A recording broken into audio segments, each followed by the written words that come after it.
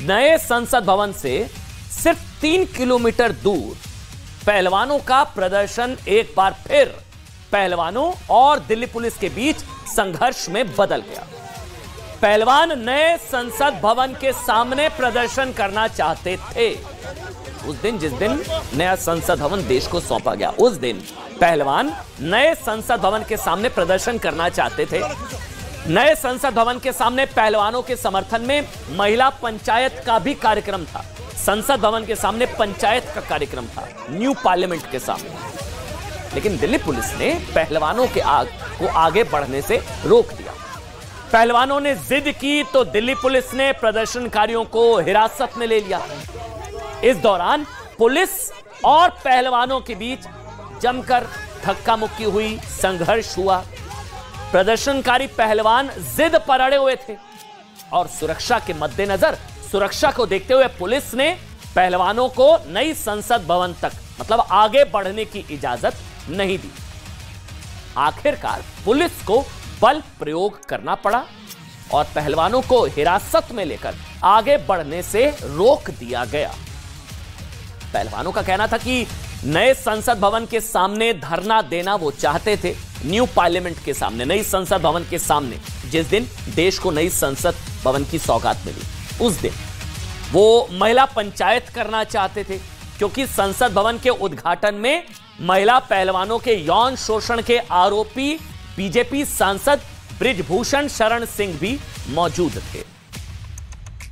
जंतर मंतर से सिर्फ 10 कदम से ही पूरा बैरिकेडिंग था, तो हमने रिक्वेस्ट भी की कि प्लीज जाने दो।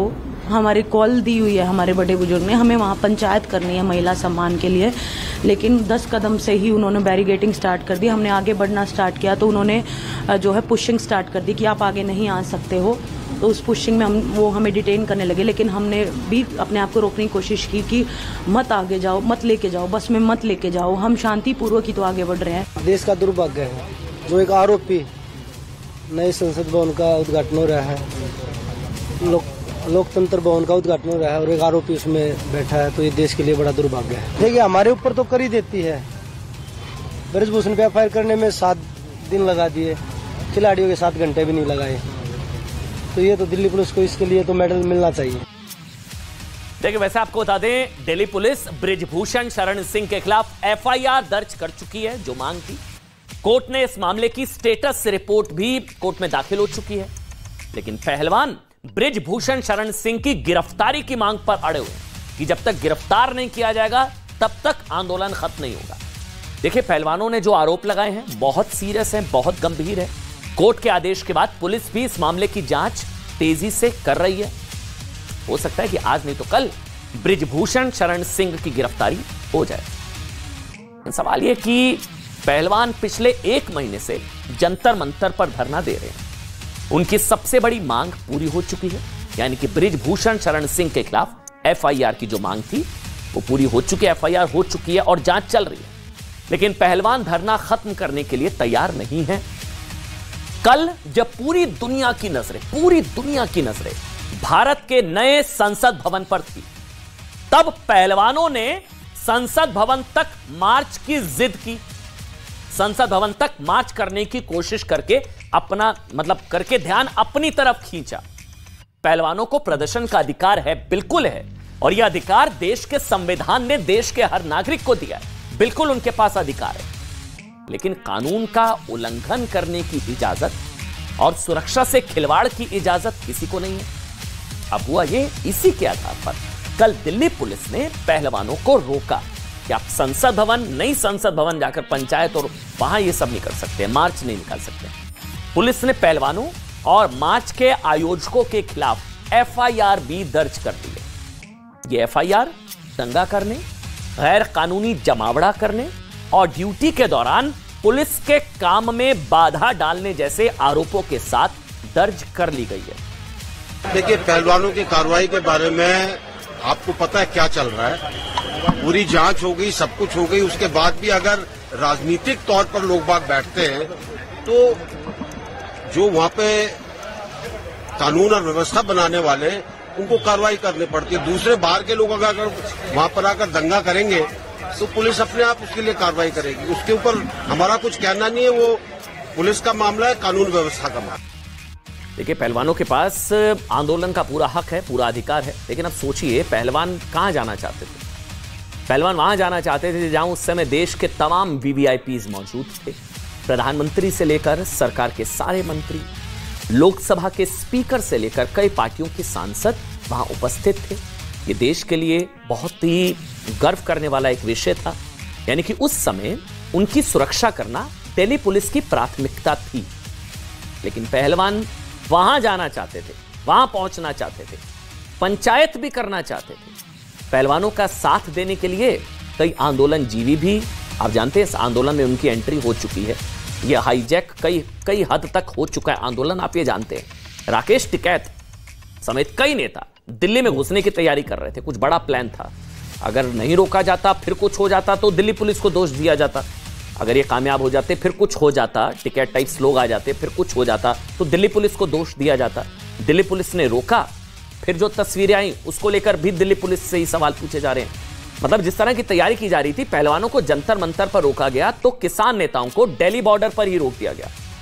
अब बहुत सारे लोग इसे अभिव्यक्ति की आजादी का उल्लंघन बता रहे हैं। पहलवान चाहते तो आज मार्च निकाल लेते ना। आज नई संसद भवन, आज मार्च निकाला जा सकता था। उसी दिन निकालना है जिस दिन नई संसद भवन का उद्घाटन हो रहा है, उसी दिन निकालना है। उस दिन पहले, एक दिन पहले निकाल लेते, लेकिन तारीख चुनी गई 28 तारीख। संसद भवन के उद्घाटन के दिन को छोड़कर कभी भी मार्च कर लेते, शायद उन्हें नहीं रोका जाता। लेकिन अफसोस ऐसा ही हुआ नहीं। नतीजा यह हुआ कि दिल्ली पुलिस और पहलवान आमने सामने आ गए। पिछली बार जब जंतर मंतर पर दिल्ली पुलिस और पहलवानों के बीच संघर्ष हुआ था ना, तो कई राजनीतिक दल और संगठन उसमें कूद पड़े। एक बार फिर से स्थिति लगभग आप समझिए वैसी ही हो गई है। शायद यही वजह है कि भारत के ओलंपिक मेडल विजेता पहलवान योगेश्वर दत्त भी, फिर से सुनिएगा जो बता रहा हूं, कि वो भी तो देश का मान बढ़ाने वाले हैं। ओलंपिक मेडल विजेता पहलवान योगेश्वर दत्त भी कह रहे हैं कि विपक्षी पार्टियां इन पहलवानों का गलत इस्तेमाल कर रही हैं। यानी कि देश के लिए मेडल लाने वाला एक पहलवान ही दूसरे मेडल विजेता पहलवानों के लिए कहने पर मजबूर है कि उन्होंने अपना आंदोलन हाईजैक होने दिया। खिलाड़ियों को गलत तरीके से यूज किया गया है, उनको मिसयूज किया गया है, उनके कंधे पे बंदूक रख के ये चलाई गई है। और इसका सबसे बड़ा उदाहरण आपने कल देखा होगा, 28 तारीख को जो हमारा ये जो सबसे बड़ी पंचायत, जो लोकतंत्र का मंदिर है, वो एक ऐतिहासिक संसद भवन का उद्घाटन होना था। वहाँ पे खिलाड़ियों को भेजा गया, उनको बड़ा चढ़ा के, मतलब उनको आगे बढ़ा, उनको पुश किया गया वहाँ जाने के लिए। और सबको पता है कि ऐसी जगह पे कोई भी नहीं जाता जहाँ पे प्रधानमंत्री जी या कोई राष्ट्रपति कुछ उद्घाटन करते हो। और क्योंकि सबसे बड़ा प्रोटोकॉल इनका होता है, और वहाँ तक जबरदस्ती जो पहलवानों को आगे पहुँचाने की कोशिश की गई, और बड़ा दुखद है। इसमें पूरा जो है विपक्षी पार्टियों का था, और उन्होंने इसका बहिष्कार पहले ही किया था कि 18 दलों ने इसका बहिष्कार किया है। और यहाँ पे पहलवानों के ऊपर उन्होंने कंधे पे बंदूक रखकर ये चलाई है, और इसके पूरे देश की उन्होंने छवि खराब करने की कोशिश की। अब देखिए, इस आंदोलन के हाईजैक होने के कई सबूत सामने हमने आपको 4 मई को भी दिखाए थे ना। हमने आपको बताया था कि कैसे इसमें आंदोलन जीवियों की एंट्री हो गई है, अपना हित साधने वाले। तब हमने आपको बताया था, याद होगा, कि इस आंदोलन के लंबा खींचने से होगा ये हो रहा है कि अब इसका फायदा विपक्षी राजनीतिक दल और प्रधानमंत्री नरेंद्र मोदी का विरोध करने वाले संगठन उठाने लगे हैं, उठा रहे हैं।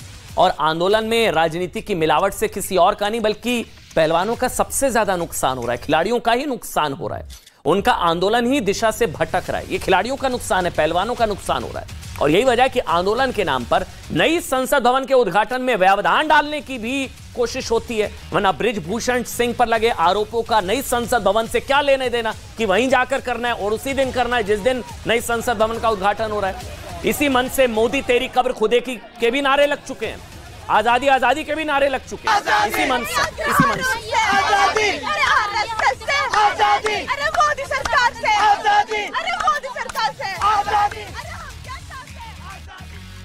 मतलब आपको याद होगा ना क्या होता है कि जब विदेशी मेहमान तब घमासान। याद होगा फरवरी 2020 में जब अमेरिका के राष्ट्रपति, तत्कालीन राष्ट्रपति डोनाल्ड ट्रंप पहली बार भारत आए थे, तब बाकायदा एक साजिश के तहत और भारत को अंतर्राष्ट्रीय स्तर पर बदनाम करने की कोशिश की गई थी। ये कई बार ये कोशिश की जाती है कि ध्यान खींचने के लिए राष्ट्रीय गर्व वाले दिन उस तरह से दंगल करने की कोशिश की गई। वरना उससे पहले हो सकता था, उसके बाद हो सकता था, उसी दिन करना है। और बृजभूषण सिंह पर लगे आरोपों का नई संसद भवन से क्या लेना देना, ये सवाल तो है। हुआ एक और चीज, कल प्रदर्शन के दौरान ली गई एक तस्वीर भी वायरल हुई।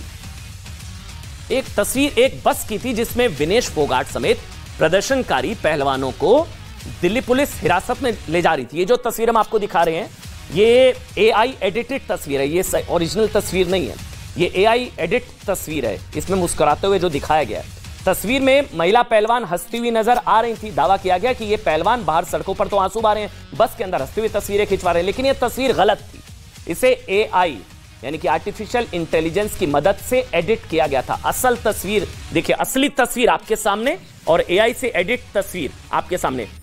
होता कैसे है ना, वो भी हमने आज एक रिपोर्ट तैयार किया, वो देखिए आप, ये होता कैसे है। अच्छा, वो AI बेस्ड ऐप जो है जिसके जरिए कहा जा रहा है कि पहलवानों के चेहरे के साथ छेड़छाड़ की गई, उनको हंसता हुआ दिखाया गया। मेरे साथ मेरे सहयोगी राहुल हैं, वो उस AI बेस्ड ऐप के साथ ही। कैसे हुआ था राहुल, अगर आप बताएं। बहुत सिंपल है अमन, जिस ऐप का इस्तेमाल किया गया वो बहुत बेसिक ऐप है, AI बेस्ड ऐप है। और मैं चाहूँगा कि जो हमारे वीडियो जर्नलिस्ट है वो दिखाए कि ऐप कैसे काम करती है। देखिए ये ऐप है, मैंने इस ऐप का इंटरफेस खोला, मैं गैलरी में गया और मैंने यहाँ पर ये पहलवानों की जो है फोटो यहाँ पर। अच्छा, ये ओरिजिनल तस्वीर, ये ओरिजिनल तस्वीर है जिसके बारे में कहा जा रहा है मुस्कुरा नहीं रहे, जिसमें वो मुस्कुरा नहीं रहे हैं। ठीक है, अब इसमें मैंने विनेश फोगाट की का फेस जो है वो मैंने यहाँ पे सिलेक्ट किया और यहाँ पर मैंने ऑप्शन सिलेक्ट किया स्माइल। तो अब स्माइल में मेरे पास ऑप्शन है, अगर मैं इसका पेड सब्सक्रिप्शन ले लूँ तो ये सारी स्माइल्स कर सकता हूँ, लेकिन फिलहाल मैं क्लासिक वाला जो है वो ये क्लासिक वाला है। तो आप देखिए यहाँ पे विनेश फोगाट जो है वो आपको तो पहचान में नहीं आएगा। हाँ बिल्कुल, आपको हंसती हुई नजर आएंगी। अच्छा, इनको भी ऐसा ही है। इनको करने के लिए मुझे फिर से बाहर जाना पड़ेगा और मुझे फिर ये दोबारा से तस्वीर एक बार सिलेक्ट करनी होगी। अब ये मान लीजिए हमने सिलेक्ट की और हमने इस बार इनका चेहरा चुना।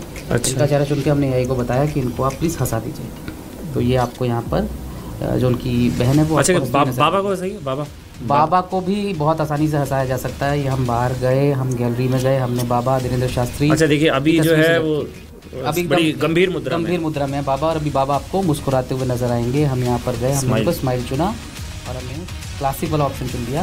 तो देखिए